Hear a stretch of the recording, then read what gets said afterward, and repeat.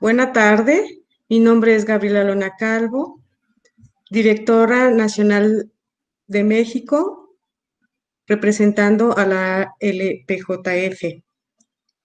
Presento a mis colegas Gladys Hernández Sarmiento, Buenas tardes. Andrea Paulina Fernández García, Hola, buenas tardes. colegas que me acompañaron para realizar en conjunto esta investigación, a las cuales les agradezco por enriquecerme con sus análisis, reflexiones e inquietudes. También agradezco a la Asociación Latinoamericana de Psicología Jurídica y Forense por invitarme a ser parte de ella y en la que constantemente tenemos aprendizajes y actualizaciones. Bueno, el tema que les vamos a presentar es la tecnología como aliada de los delitos contra la infancia y la adolescencia. El interés surgió, pues, por el tiempo del uso de las TICs en esta pandemia, debido a que ha aumentado debido a las restricciones de la misma. El objetivo del estudio consistió en identificar mediante el relato de las víctimas de pornografía infantil el impacto de las TICs en esta conducta. El uso de las TIC ha llevado a niños, niñas y adolescentes y a todas las personas del mundo a nuevas formas de relacionamiento social, ya que las TIC ofrecen muchas posibilidades para que los niños, niñas y adolescentes se comuniquen, pero también se pueden exponer a problemas en materia de privacidad, contenido ilícito, acoso, ciberacoso, uso inadecuado de datos personales o seducción con fines sexuales o incluso de abuso sexual a menores. El uso de las TIC, por un lado, dan la pauta a socializar no solo con personas conocidas o grupo de pares, sino incluso con personas idealizadas y admiradas, donde se oculta la identidad real, se mantiene el anonimato y se refleja la imagen deseada, facilitando el engaño y aumentando la probabilidad de desarrollar problemas en las relaciones interpersonales. Ya la UNICEF nos indicaba que en el mundo anualmente alrededor de 1 millón de niñas, niños y adolescentes son atrapados para el comercio sexual. En cifras también de la UNICEF, nos reporta que entre los niños y niñas de 6 a 8 años, el 50% son usuarios de Internet y los adolescentes de 12 a 17 años utilizan computadora y entre el 80% y el 94% son usuarios de Internet y computadora. En telefonía móvil, el 25% de niños y niñas contaban con un móvil y el 75% de adolescentes contaban también con dicho dispositivo. Según los organismos encargados de la aplicación de la ley, la pornografía infantil es una de las actividades del crimen organizado con un mayor crecimiento en todo el mundo. Solamente superan la venta de drogas y armas. Estas organizaciones ganan miles de millones de dólares todos los años a través de la trata de seres humanos, la gestión de prostíbulos y la producción de pornografía. En Colombia, en la ley 599 del 2000, en el artículo 18, refiere que el que fotografíe, filme, grabe, produzca, divulgue, ofrezca, venda, compre, posea, porte, almacene, transmita o exhiba por cualquier medio para su uso personal o intercambio representaciones reales de actividad sexual que involucre a persona menor de 18 años. Esto en cuanto al delito de pornografía infantil. En México, en la Ley General para prevenir, sancionar y erradicar los delitos en materia de trata de personas y para la protección y asistencia a las víctimas de este delito, en el artículo 3 se refiere al delito de pornografía infantil, al que se beneficie la explotación de una o más personas a través de la prostitución, la pornografía, las exhibiciones públicas o privadas de orden sexual, el turismo sexual o cualquier otra actividad sexualmente remunerada. Y en el artículo 15, al que se beneficie económicamente de la explotación de una persona mediante el comercio, distribución, exposición, circulación u oferta de libros, revistas, escritos, grabaciones, filmes, fotografías, anuncios impresos, imágenes u objetos de carácter flexivo o sexual, reales o simulados, sea de manera física o a través de cualquier medio. Esta es la definición que dan de pornografía infantil en estos dos artículos. Cifras en México. Vamos a analizar algunas estadísticas. Ya la Policía Federal Preventiva, a través de la Unidad de Delitos Cibernéticos y contra Menores, en el 2015, encontraron que 1.347 sitios que exhibían pornografía infantil, de los cuales 310 eran mexicanos y el 74% eran niños, niñas y el 26% niños. En este análisis también encontraron que el 79% eran personas caucásicas, 12% personas latinas, 6% asiáticos y 3% de raza negra.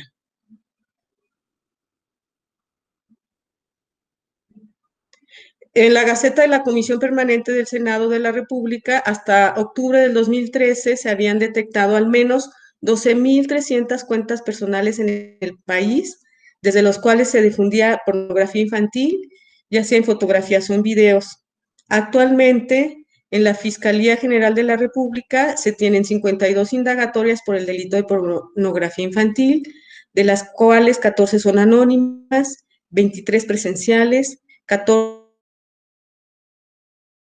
formuladas por la Guardia Nacional por México. Esto implica que son de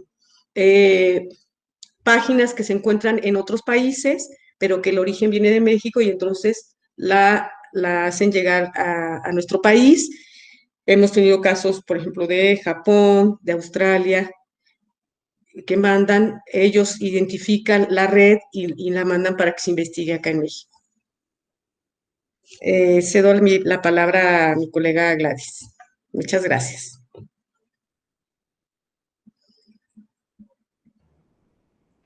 Bueno, muy buenas tardes nuevamente. Muchas gracias por su asistencia. Vamos entonces a continuar hablando sobre este tema.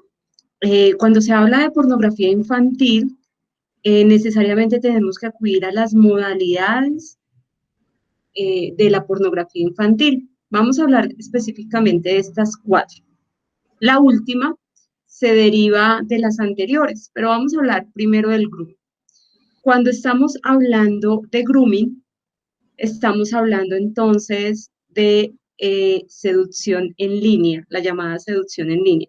Estamos hablando de ese tipo de acciones por medio de las cuales una persona normalmente adulta, mayor de edad, busca una relación engañosa en Internet con un niño, niña o adolescente. Vemos entonces que en estos casos el propósito de este adulto es acceder, ¿cierto?, a la información del niño, pero información para contactarlo y luego abusarlo sexualmente. Y este abuso consiste en que mediante ese espacio virtual, haciendo uso de un dispositivo que puede ser un computador, un celular, una tablet, ubica a un menor de edad mediante un perfil falso.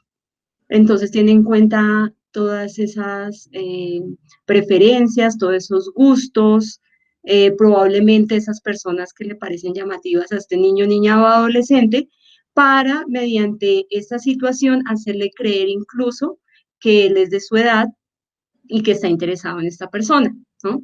Entonces, al conocerlo y con este propósito, le pide luego que le envíe fotos de sí mismo en posiciones sexualizadas, y esto hace que estos abusadores luego puedan chantajearlos. Otra de las modalidades es el sexting. El sexting también mediante el uso de dispositivos electrónicos se hace envío de contenidos eróticos. Pueden ser, no solamente son videos, no solamente son fotografías, también pueden ser audios, ¿cierto? Con contenido erótico. Entonces, mediante acciones en las cuales el agresor le pide a la víctima que le envíe imágenes de naturaleza, pues como ya lo he dicho, provocativa, erótica, sugestiva, mediante dispositivos, y este contenido normalmente es enviado de manera voluntaria por el niño, niña o adolescente. ¿Mm? El inconveniente luego es que esta persona que la recibe y las divulga.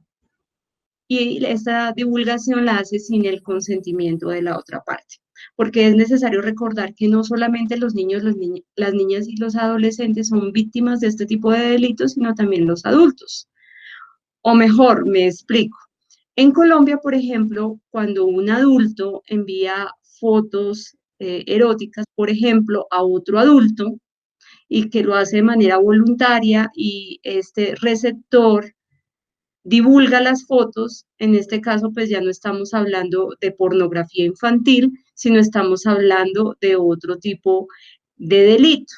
O incluso podríamos hablar de invasión a su intimidad, ¿cierto? A un bien jurídico tutelado como sería la intimidad, pero se configuraría en un delito si esta persona extorsiona a quien le envió las fotos. Entonces ya vamos a hablar de la siguiente.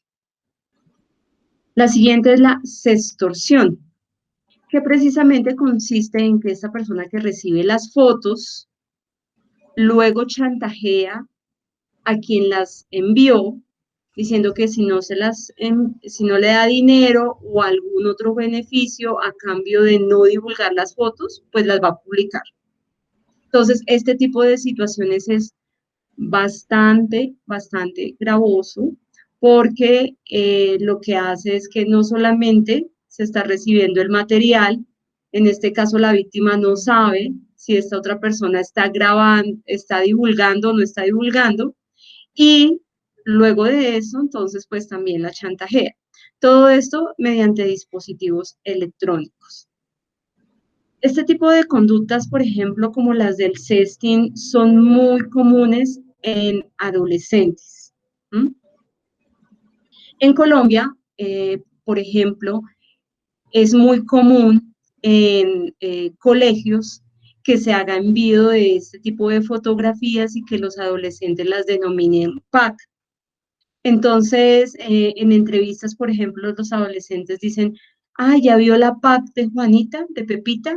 Refiriéndose a una carpeta o a una cantidad de videos o de imágenes sexualizadas o imágenes de las partes íntimas de los adolescentes que son divulgadas en los colegios. Entonces, en Colombia, este tipo de situaciones es penalizada cuando la víctima es menor de 18 años. ¿Mm? Y las personas responsables de la divulgación también incurren en el delito de pornografía y también son sancionadas. Curiosamente, en este tipo de situaciones del sexting no solamente se ve involucrada la víctima y su agresor, sino toda la comunidad educativa para el caso que estoy colocando. Porque, ¿qué sucede? Empieza el ciberacoso o el ciberbullying por medio de redes sociales. Entonces, a Pepita o a Juanita, que envió la foto, empiezan a tratarla de manera desobligante por redes sociales por haber hecho el envío. Sin embargo, a veces estas personas que ejercen este tipo de conductas de ciberbullying son también quienes divulgan la información, porque no solamente es quien recibe la información y se la pasa a otro, sino si ese otro se la pasa a su vez a otras personas, y este contenido pues es de menores de edad. ¿Mm? Entonces es importante tener eso en cuenta. Con respecto a las cifras que se manejan en Colombia, cuando hablamos de pornografía, entonces hablamos de personas menores de 18 años, como modalidad de participación y hablamos en este caso unas cifras que se extrajeron de noticias criminales, es decir, de noticias de investigaciones que se realizaron por denuncias que se hicieron, ya que las víctimas pues estaban siendo o extorsionadas o habían pasado por el tema del sexting. Entonces, en este caso, como pueden identificar en las gráficas, acá podemos ver entonces los años 2013, 2014 y 2015. Estamos hablando entonces que en azul vamos a poder ver pornografías con menores de 18 años. Entonces encontramos que del 2013 empezamos con un 27.4%, yendo hasta el 41.5% de personas víctimas de este tipo de conductas. Entonces, si se dan cuenta, año a año ha ido aumentando este tipo de problemáticas en mi país. ¿Mm? En el caso de la extorsión pasa algo similar. Ustedes ven en verde, aparece entonces el 21.4%, ¿cierto?, de víctimas, aumentando al 25.8% y aparentemente disminuyendo en el 21.8%, porque pues acá no se toman en cuenta los subregistros, porque como les decía, esta información la policía la obtuvo a partir de las denuncias de los familiares o de las víctimas de este tipo de delitos. Vemos luego también el sexting, que aparece 19% en 2013 y aumentó para 20.8% en el 2015. Ahí les dejamos la fuente por si quieren consultar información al respecto. Vamos a seguir con las cifras. Permítanme un momento. Ustedes saben, el uso de la tecnología,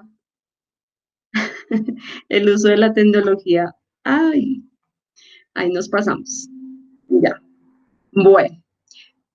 Fui víctima del uso de la tecnología solamente con la desconexión en un momento por internet, pero bueno, sigamos hablando un poco de este tipo de conductas delictivas.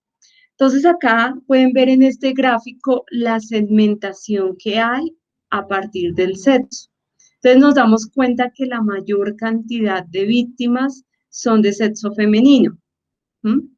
Vemos en todas las modalidades que siempre son las niñas, las adolescentes y las mujeres las que son víctimas, las mujeres adultas.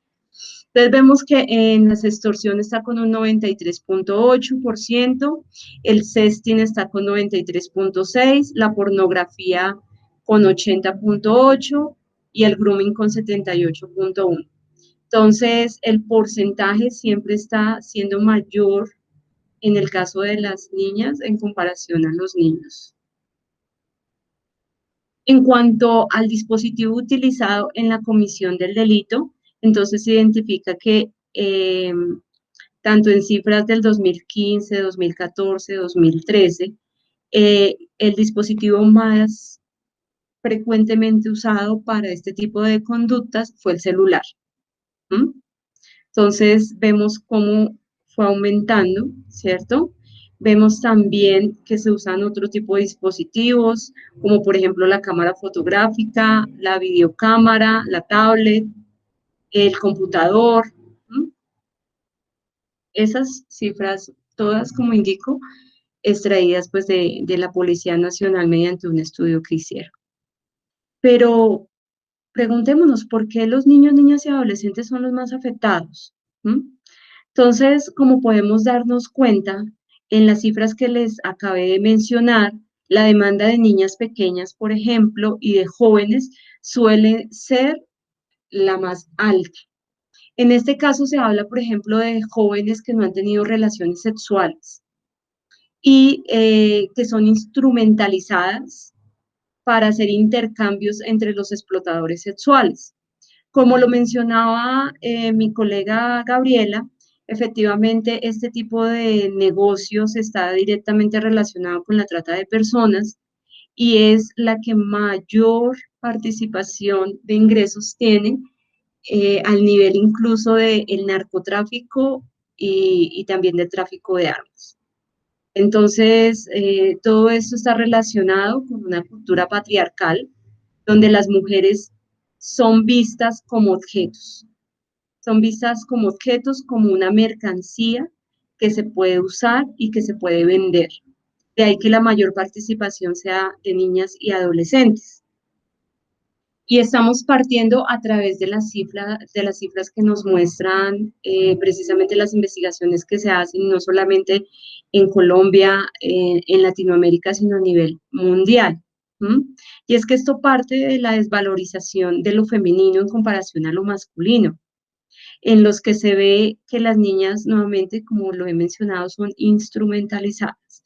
Entonces, se habla de una supremacía de valores masculinos por encima de los femeninos y este tipo de cultura patriarcal es la que hace aún mucho más grave este tipo de delitos.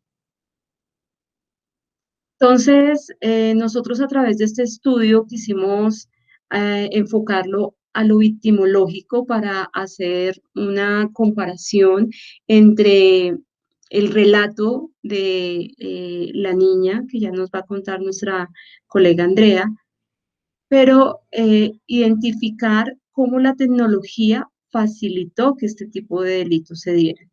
Entonces nos damos cuenta que los niños, niñas y adolescentes son más propensos a ser víctima de este tipo de delitos, ya que como sabemos en el mundo también hay una población de pedófilos que están interesados en obtener este tipo de contenidos pornográficos donde los partícipes sean niños, niñas y adolescentes. ¿Mm? Entonces, realmente en este momento podríamos indicar que las TICs y que el uso de la tecnología se ha vuelto un aliado para los delincuentes cibernéticos.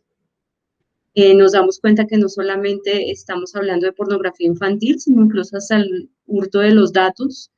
De ahí que poder identificar, por ejemplo, las redes criminales que se lucran de la pornografía infantil ha sido bastante complicado para todos los países que investigan este tipo de delitos. Y recordemos que pues la edad promedio de este tipo de prácticas es cada vez menor. El uso de los dispositivos electrónicos, como lo mencionaba Gabriela, es cada vez mayor. Nos damos cuenta que hace un tiempo los niños muy pequeños escasamente utilizaban un celular y ahora, hoy en día, los niños desde muy temprana edad mínimamente contestan un teléfono.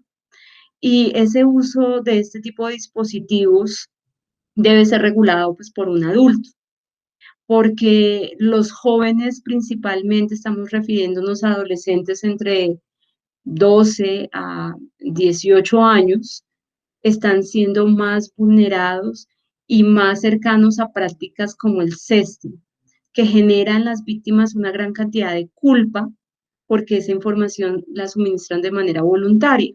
Entonces vemos que el promedio de edad es de 15.16 años, partiendo de un rango entre los 11.9 años y los 17 años. Entonces, la mayor prevalencia de uso de este tipo de dispositivos son de celulares, en comparación pues a las computadoras, porque ustedes saben que ahora los celulares son de uso personal, lo puedes llevar en tu bolso, en tu morral, sin ningún problema, y eso hace que en cualquier escenario se facilite el envío de este tipo de fotografías. Entonces, está muy relacionado precisamente también con un tema comercial, con lo que nos venden los medios de comunicación y que hace que los adolescentes, al querer, ¿cierto?, simular cierto tipo de conductas de adulto y de parecerse también a ciertas celebridades, entonces no vean en este tipo de prácticas un riesgo, pero son tan riesgosas que incluso pueden llegar a generar conductas suicidas. Entonces, vamos a hablar del estudio de caso para el cual los voy a dejar en compañía de mi colega Andrea de México. Sigue, Andrea, muchas gracias. Muchas gracias, Gladys. Buenas tardes a todos. Entonces, bueno, nosotros hicimos la selección de este caso en específico por la integración de varios elementos que nosotros observamos no solamente en cuanto a las investigaciones que se han realizado, sino que de alguna manera nos permitía el que nosotros pudiéramos explicar mejor o que pudiéramos mostrar cuál es la situación actualmente en este tipo de situaciones.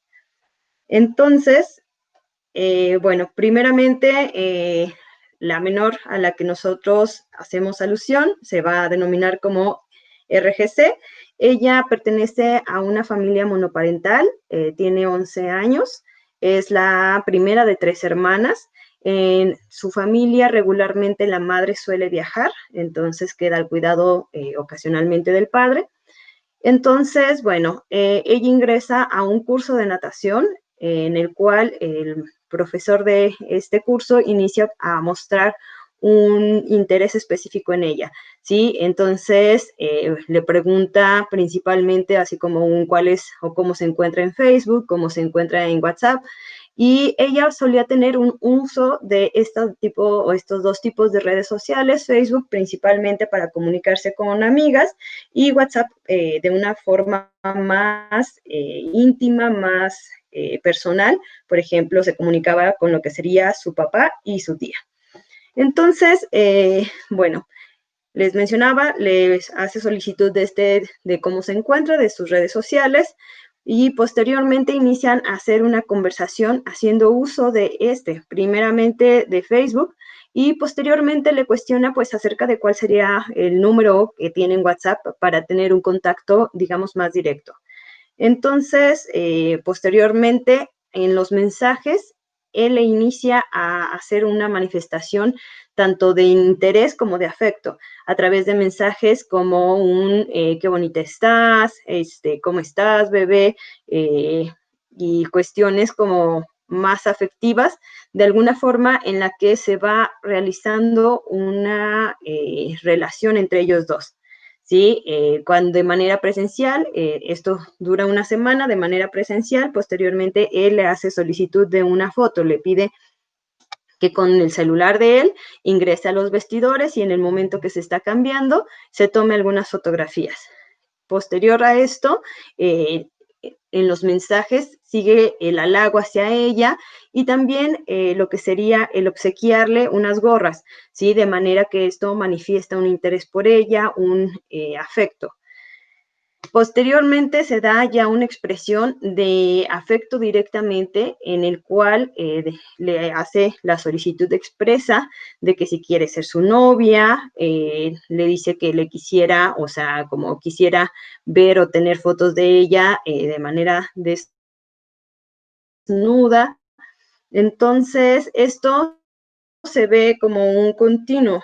Sin embargo, en muchas ocasiones las conductas pueden estar mezcladas entre lo que sería primeramente iniciar o formar una relación para posteriormente ir adentrándose a la expresión de deseos de tener sexo con ella, de verla desnuda, quererla besar en el cuerpo, pedirle fotos sin ropa y finalmente todo este tipo de situaciones se da a conocer a partir de la publicación de algunas de esas imágenes. Unas personas conocidas a la mamá de RGC le hacen de su conocimiento de que hay unas imágenes de su hija y a partir de ahí es que se hace la denuncia. Entonces, bueno, este sería el caso y a partir de esto nosotros podemos hacer un análisis de cuáles serían los elementos o qué es lo que nosotros visualizamos en esta situación. Entonces, primeramente, de acuerdo a la Organización Internacional del Trabajo, se identifica lo que sería un modus operandi de los agresores de este tipo de delitos, ¿sí? En el que específicamente para el caso que nosotros analizamos, observamos uno de estos, que sería el que se acercan a los niños por medio de redes sociales después de haberlos utilizado para conocer sus intereses. Entonces, en Facebook, cada uno de nosotros solemos publicar y darle like a las cosas que nos agradan, publicar de aquello que son nuestros intereses.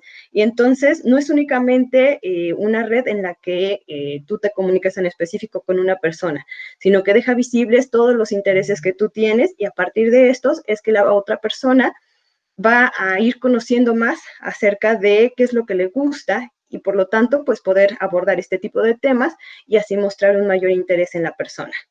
En el caso de RGC, le hace sentir que es importante para él y que le interesa. Posteriormente hay un desarrollo de un lazo con esta persona, estableciendo una relación romántica o de amistad. En cuanto a RGC, su profesor le hace sentir en confianza. Por ejemplo, le toma fotos en situaciones neutrales y le da obsequios, como las gorras que se mencionaban, como el de manifestar ese interés o esa amistad, en la cual es como un yo te doy algo porque, bueno, me interesas, porque te quiero, sin que aquí se deje ver o que sea como una manifestación en cuanto a algo sexual, ¿sí? Otro de los pasos o de las situaciones que nosotros identificamos aquí serían los mensajes que siguen continuamente, en el que le pide fotos de ella por chat, donde le dice que, aparte de que estén las fotos, que, pues bueno, después borre estas conversaciones. De alguna manera, el hecho de que él reconozca un ilícito en esta situación hace que le advierta o le diga como un envíame las fotos, pero posteriormente tú borra esa conversación, borra esa foto, para que no haya una persona que pueda identificar o que pueda darse cuenta de qué es lo que está sucediendo. ¿Sí? Y bueno, finalmente los mensajes empiezan ya a tener un contenido sexual explícito, en el que le hace solicitudes de querer fotos o querer ver su cuerpo, o querer ya como alguna cuestión más profunda y de manera más explícita. Asimismo, en este caso, hay algunas propuestas en relación a cuál sería el proceso de grooming, ¿sí? En este caso, nosotros identificamos la formación de la amistad y el desarrollo de una relación, de un vínculo más cercano, de una persona en la cual, si de manera constante te manda mensajes, o de manera diaria, en los cuales hace como una propuesta como de ¿cómo estás? Porque me interesas, ¿sí? En muchos casos hay menores que no cuentan con la supervisión de sus padres, ni con esta cuestión de que se vean o se hagan sentir que los están cuidando. Entonces, el hecho de que una persona te pregunte diariamente cómo te encuentras, va formando una relación. El hecho de que esta persona pueda platicar acerca de qué es lo que a ti te gusta, qué es lo que a ti te interesa, esto también va a fomentar el que tú te sientas en una relación más de confianza. Otra de las cosas que pueden llegar a hacer este tipo de personas sería el evaluar cuál sería el riesgo, conocer de qué manera existen otros adultos que podrían percatarse de esta situación, y que, por ejemplo, bueno, o sea, el decir, bueno, si su mamá no suele estar, el papá tal vez no le revisa su celular, entonces incluso llegan a pedir como borra las conversaciones, o no permitas que vean tu celular, y cuestiones de estas. Posteriormente se da también una etapa de exclusividad y la etapa sexual, en la cual pues estaría como el tú eres especial y por eso te pido a ti esto, tú eres especial, tú eres mi amiga y por eso es que me atrevo como a pedirte este tipo de fotos, ¿sí? Y bueno, dentro de las estrategias utilizadas, en este caso, sería intentar hacer planes para reunirse.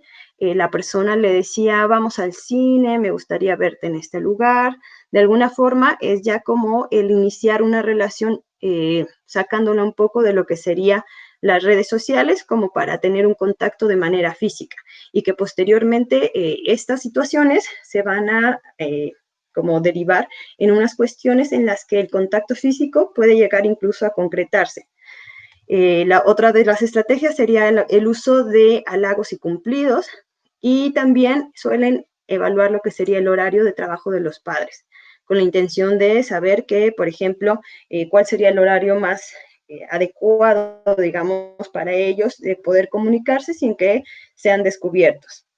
Entre los efectos de riesgo o de los efectos que puede tener una persona receptora de este tipo de delitos, pueden encontrarse lo que serían manifestaciones expresas de estrés postraumático, conductas autodestructivas, alteraciones del estado de ánimo, incluido el suicidio, la conciencia y el autoconcepto alterado, alteraciones en la interacción social e incluso llegan a normalizar lo que sería el intercambio material por algo afectivo, ¿sí? Y que al momento en el que esa normalización o ese intercambio se ve como algo normal, llega a reproducirse la conducta y llega a perderse esa noción de que es algo ilícito, de que es algo que no está permitido y que entonces esto a su vez va a llevar a una como mayor participación.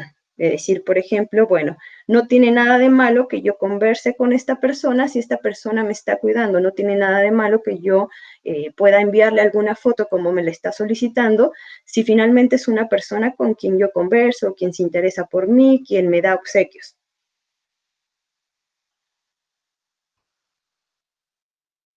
Entonces, bueno, derivado de todo el análisis que nosotros realizamos, de toda la revisión que nosotros hicimos, finalmente nos damos cuenta de cómo las TIC son un medio a través del cual se consolidan las conductas de seducción, pero de una manera silenciosa, en la que se establece de manera directa y privada la comunicación con la víctima, por lo que mencionaba incluso mi compañera Gladys, ¿no? El hecho de que el teléfono celular es algo privado, es algo que tú portas y llevas contigo a cualquier lado, eso me permite a mí el que yo pueda dirigirme hacia esa persona y que yo pueda incluso bombardearle con mensajes en los cuales de alguna manera los demás no se van a percatar de eso, ¿sí? El hecho de que esta acción no sea observable para los demás facilita y dificulta, más bien facilita el silencio y dificulta la denuncia. También nos dimos cuenta de que aún existen y persisten lo que serían mitos y falsas creencias en relación a lo que es las conductas delictivas hacia niños, niñas y adolescentes. Por ejemplo, en cuanto al rol activo que puede tener un niño, niña o adolescente como incitadora de la conducta sexual. Por ejemplo, el que se le responsabilice como el de decir, bueno, en adolescentes suele hacerse más, decir, si tú estás poniendo esa foto es porque tú estás como captando la mirada de los otros, es porque tú eres responsable de lo que pudiera pasarte posteriormente. Y en este caso, pues estamos restando la importancia que tendría el rol activo del adulto, quien tiene finalmente una relación de poder jerárquicamente desigual, porque está teniendo como una mayor credibilidad y se le está quitando la responsabilidad de lo que está pasando. Otra de las creencias que nosotros preservamos de manera errónea sería el que el medio de captación para un ciberdelito únicamente sería a través de esta cuestión de la mentira, de aparentar ser una persona menor de edad, como para poder identificarse con la otra persona o con el niño, niña o adolescente y tener una captación. Es un error esto, ya que si bien influye, no sería el único factor que estaría determinando el que se pueda generar una situación o un delito de estos, ¿sí? Es necesario que nosotros podamos ver que existe una dinámica de mayor complejitud en la cual estaría todo este proceso, ¿sí? Entonces, bueno, también es importante que nosotros hagamos referencia a que niñas y adolescentes son las principales víctimas y que esto estaría pues enfocándose o también llevándonos a pensar en cuál es toda la situación cultural que se está teniendo en relación a los niños, niñas y adolescentes. Si bien existen muchos protocolos o muchas convenciones como para poder en este momento todos los derechos de los niñas, niñas y adolescentes darles un rol o una importancia a eso, todavía nos queda mucho sobre lo que tenemos que trabajar nosotros mismos, nosotras como personas, nosotras como profesionales, nosotros como cultura y como sociedad que estamos manifestando a los demás. Entonces, bueno, la pornografía infantil trae consigo una serie de alteraciones en el infante, siendo esto perjudicial para su sano desarrollo integral, siendo necesaria la debida prevención por parte del Estado, la familia y la comunidad, ¿sí? La otra sería el que en muchas ocasiones nosotros infravaloramos lo que serían los riesgos asociados a conductas como el sexting, ya que sitúa a los adolescentes con condiciones de alta vulnerabilidad y que se puede percibir como una situación o como una cuestión normal, ¿sí? Y que, bueno, si bien puede que entre pares sea una conducta que se inicia, esto no quiere decir que sea normalizado y que por tanto no se perciba como un delito el que un adulto tenga conversaciones en relación a cuestiones sexuales con alguien de menor edad. En las modalidades como el sexting, este tipo de casos se está extendiendo con fuerza hacia muchos adolescentes y que entonces, o sea, lo que mencionábamos, los adultos a partir de esto iniciarán a hacer una glorificación del sexo y mantener la juventud como dos íconos y herramientas de comunicación. Y entonces, bueno, lo que se mencionaba también sería otra cuestión en relación al anonimato que nos permite tener las TIC. ¿Por qué? Porque permite que tanto los agresores sexuales como, o sea, puedan mostrarse una fachada totalmente diferente y que permita esto la captación de personas menores de edad, como el hecho de que también dificulta el que puedan ser identificados y que por lo tanto, si no hay una identidad, si no se reconoce a una persona, entonces será muy difícil que se pueda ser acreedor de un castigo. Existen muchos casos en los que incluso llegan a la denuncia, pero esta denuncia no tiene un final, digamos, como satisfactorio, que sería el que finalmente se pueda acceder a justicia, el que se pueda acceder a una reparación, porque en los medios de informáticos, pues todo el mundo puede llegar a cambiar su faceta, todo el mundo puede llegar a cambiar su identidad. Entonces, bueno, nosotros finalmente, como conclusiones, lo que nosotros llegamos sería el que, como se mencionaba, cada vez a menor edad se está haciendo uso de todos los medios de comunicación por Internet, y que entonces el hecho de que cada vez sean a menor edad utilizados este tipo de medios hace el que los niños queden cada vez más expuestos. Ya no únicamente se utiliza como una red social en la que tú te comunicas con los compañeros, sino que al ser ahora un medio para poder recibir lo que es la educación, amplía esa franja de población con mayor riesgo a ser receptora de alguno de estos tipos de delitos. Y que mientras más se utilicen para más actividades de la vida cotidiana e incluso como parte fundamental de la educación, se conformará como un medio más propenso para todos los delitos de índole sexual. Y bueno, finalmente, la tipificación de los delitos contra niños, niñas y adolescentes y su penalización influye en la percepción de su gravedad que socialmente se le atribuye. Por tanto, resulta indispensable su inclusión en las leyes e investigación exhaustiva sobre cada una de las secuelas en las víctimas. A lo que hacíamos referencia es de que, bueno, finalmente el mayor número de investigaciones, el mayor número de cifras a los que nosotros hemos tenido acceso sería en relación al delito de pornografía infantil. Se visualiza más los delitos de trata de personas, sin embargo, se pone como que estos son de mayor gravedad. Sin embargo, existen todos estos delitos que estarían quedando fuera de nuestra investigación, fuera de nuestra reflexión de qué es lo que se puede hacer para que finalmente se haga una intervención de manera integral y benéfica, pues, para lo que serían niños, niñas y adolescentes. Entonces, bueno, en este momento, no sé si alguna de mis compañeras tenga alguna otra cosa que quisiera agregar.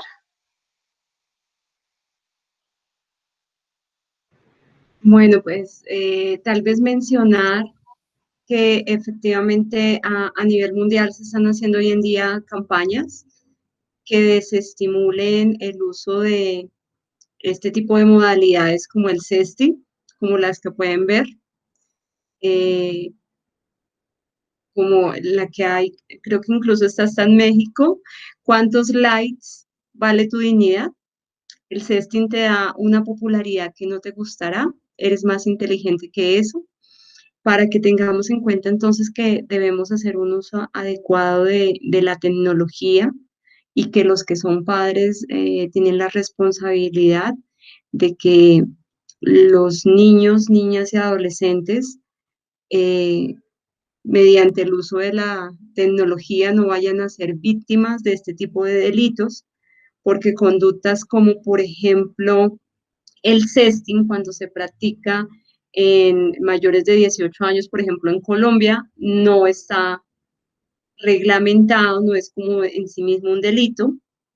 Entonces, para que lo tengamos en cuenta, porque ahí ya estamos hablando es de otro tipo de circunstancias, como puede ser el uso inadecuado de los datos y que estos atenten contra la intimidad, pero entonces hay que ser muy cuidadosos de este estudio y a todos nuestros participantes en este congreso, invitarlos a que consulten también nuestro documento escrito, producto de la investigación que hemos hecho de este caso entre Colombia y México, que somos países hermanos. Entonces, los invitamos a que lo consulten.